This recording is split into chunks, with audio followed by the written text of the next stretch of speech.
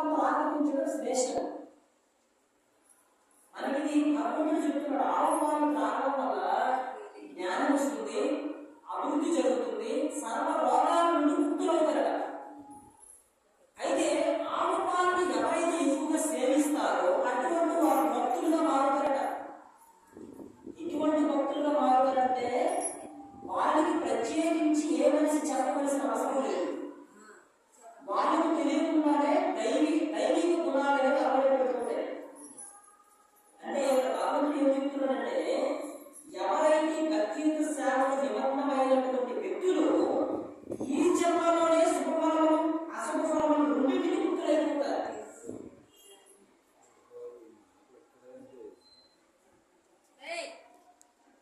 సరే మీకు బాగా కాదు, జల్లిలో పుట్టాలనుకోండి, జల్లి ఎన్ని సంవత్సరాలు బతుకుతుందండి? ఒక కలిగిన వాటిని ఏం లేదు, ఎవరో ఒకరు చూస్తారు, ఏం చేస్తారు, దాంట్లో ఒక డబ్బు కొట్టి ఓం నమః శివాయ దానిపైన ఒక ప్రాణం విడిచిపెట్టేస్తుంది. ఒకవేళ ఇంక వేరే జీవి ఏదో ఒక చెట్టు అనుకోండి, మనిషి ఏం చేస్తున్నాడు, తన స్వార్థం వల్ల చెట్టును కూడా నరికేస్తున్నాడు. అంటే చెట్టు ప్రాణం కూడా మీకు అక్కడ కూడా మీకు ఆనందం లేదు.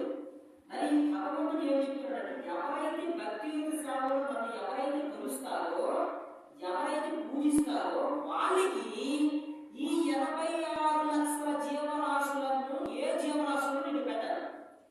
మరి ఏ జీవరాశులను పెట్టక మరి నేను ఎక్కడ పెడతానని అర్జునుడు అడిగాడు. అడిగితే భగవంతుడు శ్రీకృష్ణ భగవానుడు దాసంలో చెప్పాడు, జవాబు చెప్పాడు. నన్ను నేను పూర్ణాల తరువాత మనిషి జన్మ ఇచ్చాను. ఎందుకు ఇచ్చాను? వాళ్ళు కర్మలు చేసుకుంటూ నా కర్మలు చేస్తారని ఇచ్చారు. వాళ్ళు రామకృష్ణ అని నన్ను పూజిస్తారు, సేవిస్తారు. అటువంటి ఎవరైతే భగవంతుడి సేవలో పాల్గొంటారో వారిని మళ్ళీ మనిషి జన్మ ఇవ్వరు, అలాని ఓ జన్మ కూడా ఇవ్వరు. అలాని ఈ 86 లక్షల జీవరాశులు ఏ జీవరాశులు కూడా నేను పెట్టాను. మరి నేను ఎక్కడ పెడతాను అని అంటే, నా ధామమైనటువంటి గోలోక బృందావనం, స్వామి వారు అంటే శ్రీకృష్ణ భగవానుడు ఉన్నటువంటి గోలోక బృందావనం అనేటువంటి పైన కింద 7 లోకాలు పైన 7 లోకాలు ఉంటాయన్నారు కదండి. ఆ పైన గోలోక బృందావనం అని చెప్పేసి శ్రీకృష్ణుడు ఉన్నటువంటి ఒక లోకం ఉంది. ఎవరైతే పుణ్యకార్యములు చేస్తారో మనిషి జన్మలో ఉండి అటువంటి వారిని ఏం చేస్తారంటే భగవంతుడు ఆ గోలోక బృందావనంలోకి తీసుకెళ్ళిపోతాడు.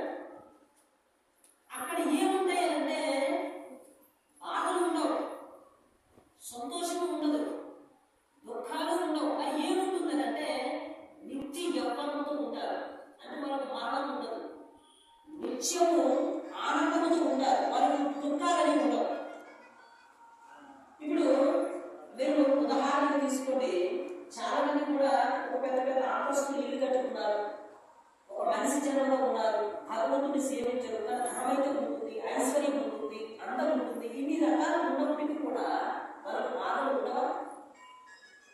ఉంటాయి, బాధలు ఉంటాయండి.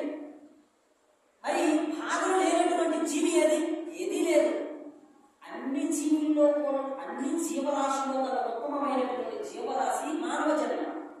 ఇటువంటి మనిషి జన్మకే కష్టాలు రావు. మరి అటువంటిది ఇంక ఏ జీవరాశుల్లోకి వెళ్ళిన కష్టాలు తథ్యం కదండి.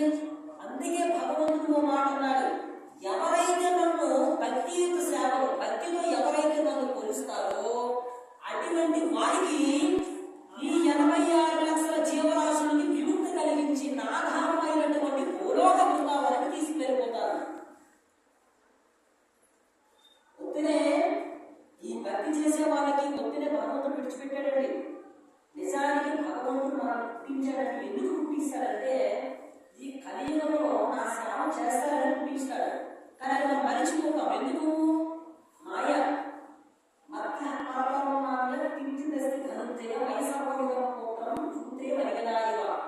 నిజానికి ఈ సర్వానికి అధిపతి జగత్కి నాడు జగన్నాథుడు అంటే శ్రీకృష్ణ భగవానుడే అధిపతి.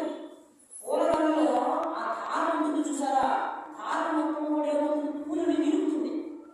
అప్పుడు మనం చూడడానికి చాలా చక్కగా ఉంటుంది, స్వామివారు యొక్క మెడలో వేసి చాలా అందంగా కనిపిస్తుంది. కానీ నిజానికి ఆ భూముల యొక్క అమరికకు ఆ అన్నానికి నిజంగా కారణం ఎవరు? దారం. కానీ దారం కనిపిస్తుందా? కనిపించదు. అలానే ఇటువంటి జీవరాశులన్నింటికి కూడా మూలకారకుడు భగవంతుడు. కానీ భగవంతుడు కనిపించడు. కానీ భగవంతుడు సృష్టించినటువంటి ప్రతి ఒక్క జీవరాశి మనం కనిపిస్తాం. కనుక భగవంతుడు మన మాటలు చెప్తూ ఏమనంటే, ఎవరైతే భగవంతుడు సేవ చేస్తారో వాళ్ళ రక్షణ మొత్తం మీరు చూసుకుంటారు. ఎలా చూసుకుంటాడట? రామదాసు మీ అందరికీ తెలుసు కదండి. రామదాసు అసలు పేరు గోపన్న, కంచర్ల గోపన్న ఆయన పేరు. ఆయన భక్తుడు కాకముందు కంచర్ల గోపన్న ఆయన ఒకనొక సందర్భం నాడు తన ప్రేయసి అంటే కాబోయేటువంటి భార్య కోసం ఒక చిలుక